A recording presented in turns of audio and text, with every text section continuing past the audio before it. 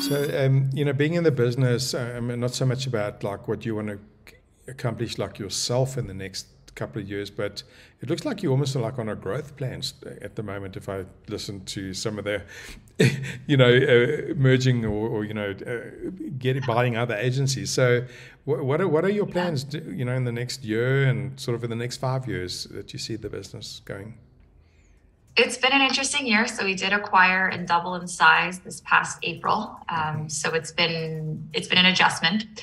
We definitely have gone through the bumpy periods of just trying to observe and figure out how to integrate everything. So I am just in the short term, in the 1 year, looking at how we can fully integrate our teams even further in all the processes. Okay. So it's, I think we're coming on 9 months. So it's been, it started to get in place and the groundwork's been laid, but I think this next year is really when we get to then really streamline, become more efficient, even more profitable by having those merged teams. So that's my goal for 2023. Right. But in 5 years, our agencies, it is continuing. We want to grow and expand further. There will be more acquisitions in our future and looking potentially even to expanding more internationally, but really having that, still providing strong value and a strong reputation in the market, right. But wanting to grow and expand that. Excellent. Well, we might be talking one day. Yes, absolutely. It's on our list. Sure. And a good plan. we get quite a few, there's new RCs that come in. I don't know if you take any of these referral calls, they want to know about the franchise and how it works. But with someone who's actually started, what advice would you give a new consultant, based on getting into this business? One thing. So I would say lean on the network more. I think there's a lot of experienced and knowledgeable people who are all so willing to help. I think even when I first started getting introduced and getting on Workplace, I was nervous to put messages out there. I thought, I didn't know anybody. So no one's going to want to answer me. And it's not the case at all. I think everybody is so willing to help. And I've really experienced the more that if you provide, if you want to give back to, it comes back to you. So leaning on the network, and don't be shy to ask, because there are so many very, very smart people there who will happily share their advice with you. Oh, excellent. I wish I'd known that sooner. Yeah, absolutely. Where you see it is when you go to the conferences, right? And we haven't had a global conference since 2019. And that's just where you go and you just make those connections even deeper. And it's just amazing what goes on after that, It's incredible. It really is. And that was kind of our starting point too, of me, like making some of these relationships and establishing some of these connections. And I'm so looking forward to our next one in May, but it's long overdue. Yeah. Long overdue.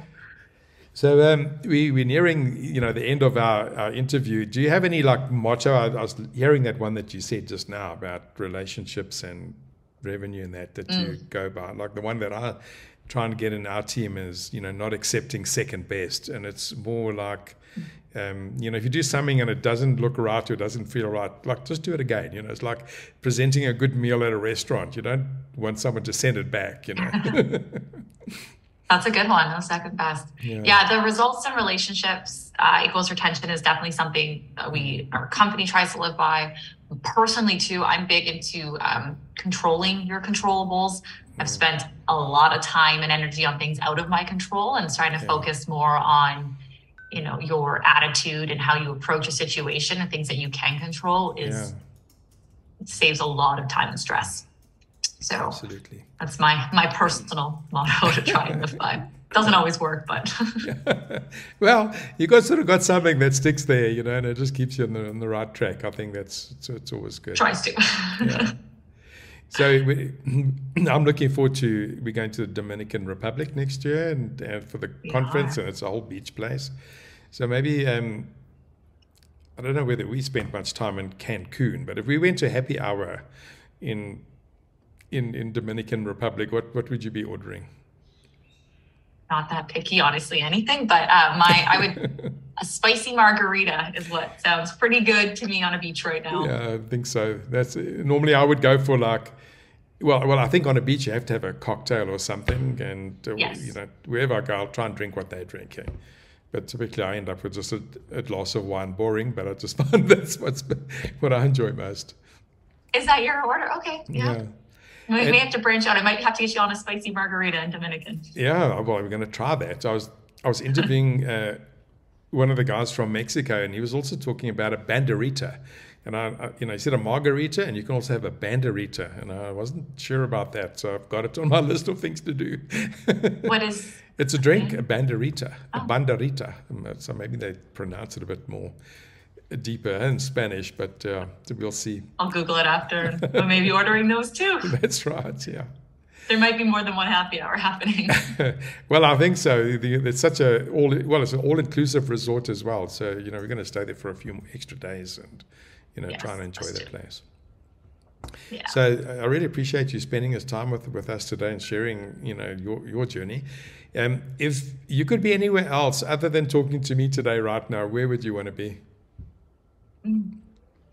I would like to be talking to you in person in South Africa there you because go. that is on one of my, that is definitely on my list, my travel list. So Okay. if we could just redo this in person sometime, that would be perfect. That would be.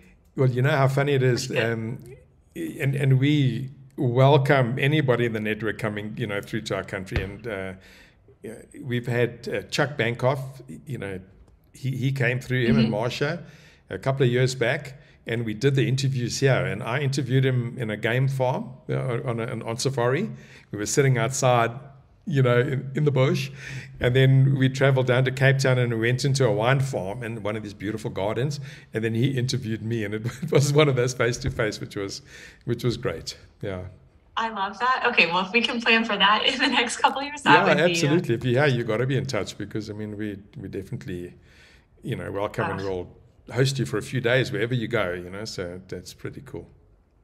Absolutely, yeah. It's somewhere I've always wanted to go. So one day. Yeah, good.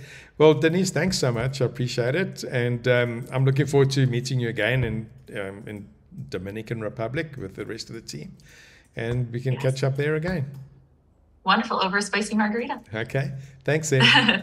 Thanks, Ransom. Okay, bye. Bye.